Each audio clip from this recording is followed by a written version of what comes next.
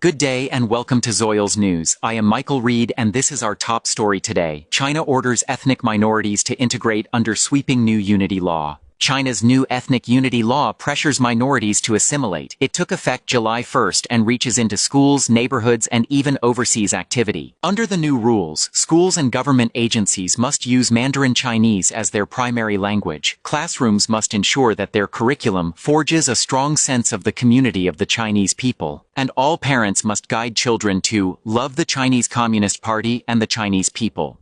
The state is mandated to support museums, libraries, and other cultural institutions to hold events reflecting Chinese history and national prosperity, while local authorities must work toward ethnic integration in their housing policies, a stipulation observers suggest could lead to housing relocations. Organizations and individuals outside mainland China that undermine ethnic unity or create ethnic division will also be held liable, the law says, a broad-based stipulation that critics say will impact activism, research, and discussion of ethnic minority issues globally. In an address marking the 105th anniversary of the founding of the Chinese Communist Party on Wednesday, Xi emphasized the law's importance by calling on all party members to continuously consolidate and strengthen the great unity of all ethnic groups. The legislation has already drawn criticism from rights groups and experts who say that it could suppress minority cultural identity, religious practice, and language. In an April letter, United Nations human rights experts said the law could have serious implications for the linguistic, cultural, and religious autonomy of ethnic communities, including Tibetans, Uyghurs, and Mongols.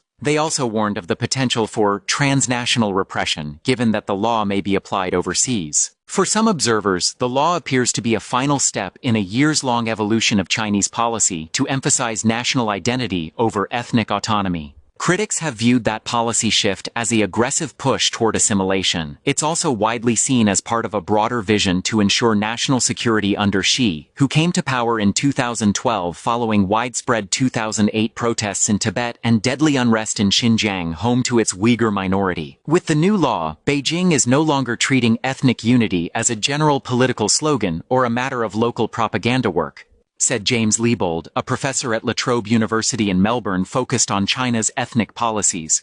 It is making the production of a single Chinese national identity a binding responsibility across schools, families, media, museums, cadres, budgets, technology platforms, and security organs.